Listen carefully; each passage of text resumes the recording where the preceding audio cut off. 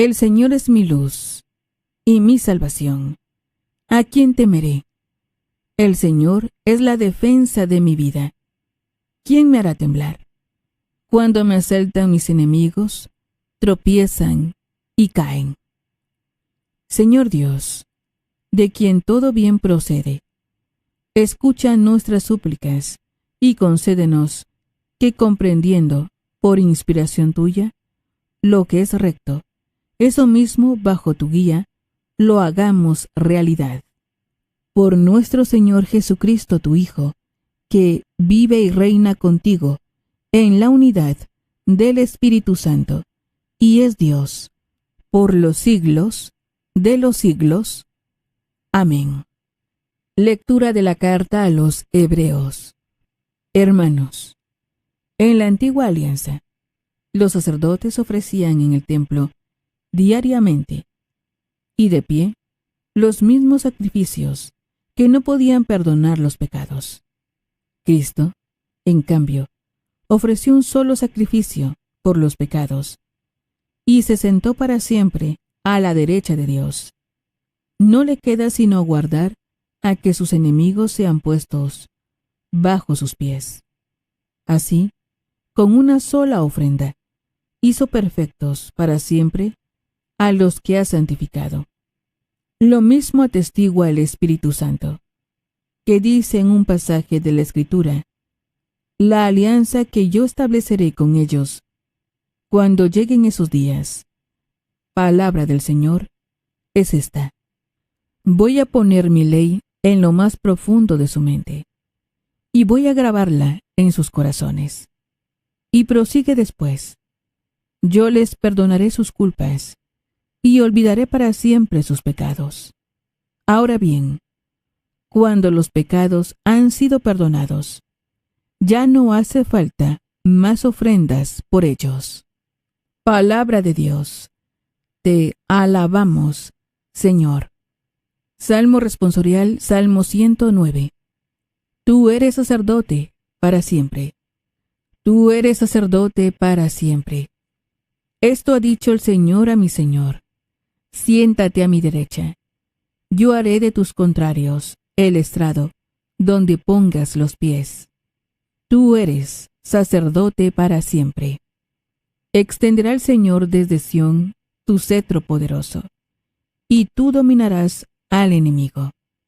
Tú eres sacerdote para siempre. Es tuyo el señorío. El día en que naciste, en los montes sagrados te consagró el Señor antes del alba. Tú eres sacerdote para siempre. Juró el Señor, y no ha de retractarse. Tú eres sacerdote para siempre, como Melquisedec. Tú eres sacerdote para siempre. Aleluya, aleluya.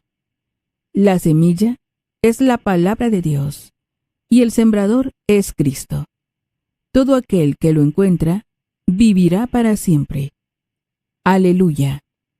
Lectura del Santo Evangelio según San Marcos. Gloria a ti, Señor.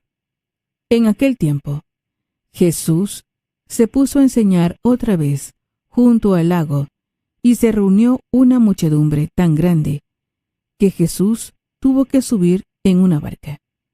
Ahí se sentó, mientras la gente estaba en tierra, junto a la orilla. Les estuvo enseñando muchas cosas con parábolas, y les decía: escuchen. Salió el sembrador a sembrar. Cuando iba sembrando, unos granos cayeron en la vereda. Vinieron los pájaros y se los comieron. Otros cayeron en terreno pedregoso, donde apenas había tierra. Como la tierra no era profunda, las plantas brotaron enseguida, pero cuando salió el sol, se quemaron, y por falta de raíz, se secaron.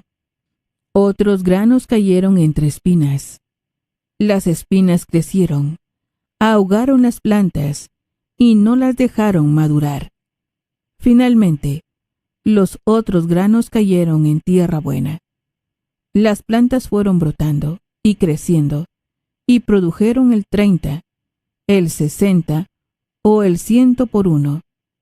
Y añadió Jesús: el que tenga oídos para oír, que oiga. Cuando se quedaron solos, sus acompañantes y los 12 le preguntaron qué quería decir la parábola. Entonces Jesús les dijo: a ustedes se les ha confiado el secreto del reino de Dios. En cambio, a los que están fuera, todo les queda oscuro. Así, por más que miren, no verán. Por más que oigan, no entenderán, a menos que se arrepientan y sean perdonados. Y les dijo a continuación: si no entienden esta parábola, ¿cómo van a comprender todas las demás? El sembrador siembra la palabra.